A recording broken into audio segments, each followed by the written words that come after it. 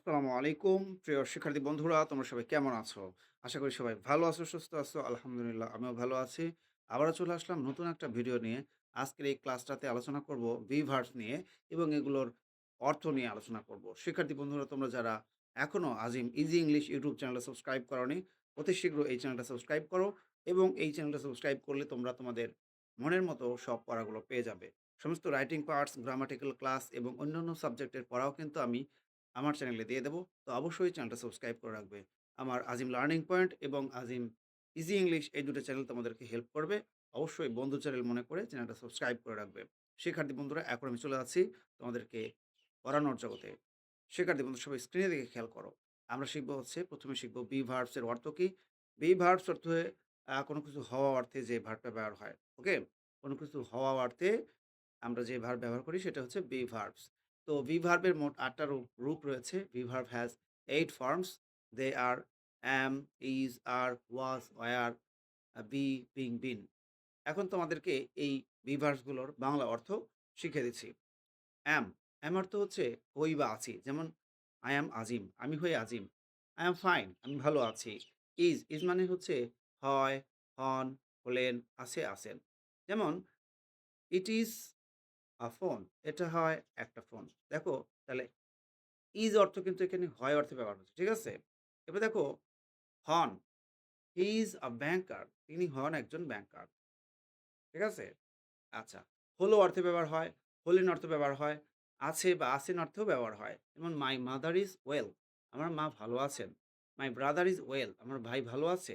যদি আমার চেয়ে ছোট হয় তো আছে, আর ভদ্রলোক হলে বা একটু সিনিয়র হলে আছেন অর্থে ব্যবহার করব। এরপরে দেখো, আর, আর অর্থ হচ্ছে হও, হই, হলো, হলেন, আছে, আছেন। যেমন উই আর স্টুডেন্টস, আমরা হই ছাত্রছাত্রী।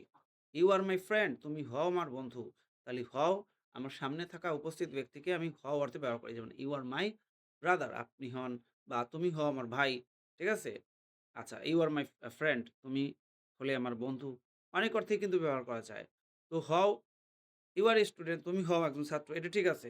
এরপরে দেখো হই, উই আর বাংলাদেশিস, আমরা হই বাংলাদেশী। ঠিক আছে? আ দে আর সিম্পল মেন বা সিম্পল পিপল, তারা হলো সাধারণ লোক। আর ভদ্রলোক হলেন, আর আছে, যেমন দে আর ফাইন, তারা ভালো আছে। আর ভদ্রলোক হলে আছেন অর্থে ব্যবহার করা হবে। ঠিক আছে? এরপরে দেখো ওয়াজ অর্থ ছিলাম, ছিল, ছিলেন, হয়েছিলাম, হয়েছিল অর্থে ব্যবহার করা হয়। যেমন I was first in the annual exam, আমি বার্ষিক পরীক্ষাতে প্রথম হয়েছিলাম। তো হয়েছিলাম অর্থে কিন্তু ব্যবহার করা হয়। I was A a week student, আমি ছিলাম একজন সাধারণ ছাত্র বা দুর্বল শিক্ষার্থী। তো ছিলাম আমি নিজের ক্ষেত্রে বলতে পারি, বা আমরা ছিলাম, তারপরে সে ছিল, তিনি ছিলেন, তারপরে তারা ছিলেন, আমি হয়েছিলাম, সে হয়েছিল, তিনি হয়েছিলেন। এই অর্থে কিন্তু ব্যবহার করা যায়। যাই হোক, স্পেস কম তো এইজন্য আমি এখানে শর্ট করে দিয়েছি। ওয়্যার অর্থটাও ওয়াজ এর মতোই হবে। ছিলাম, ছিল, ছিলেন, হয়েছিলাম, হয়েছিলেন এর অর্থে ব্যবহার করা হয়।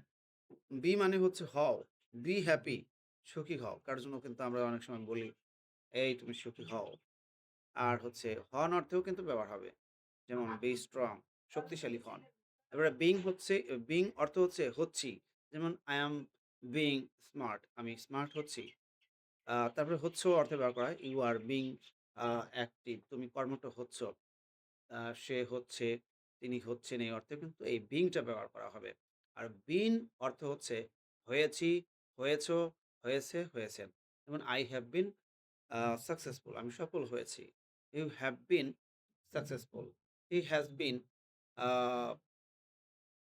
সাকসেসফুল, সে সফল হয়েছে বা তিনি সফল হয়েছেন। তো শিক্ষার্থী বন্ধুরা, এই ভার্বস গুলোর অর্থ তোমাদেরকে দিয়ে দিলাম। অবশ্যই স্ক্রিনে যে লেখাগুলো রয়েছে এগুলো তোমরা হচ্ছে মুখস্থ করে ফেলবে। আর বাক্যে ব্যবহার করা শিখবে। Try to use big verbs in the sentences. So dear learners, এখানে ক্লাসটা শেষ হলো। সবাই ভালো থাকো, সুস্থ থাকো। আল্লাহ হাফেজ।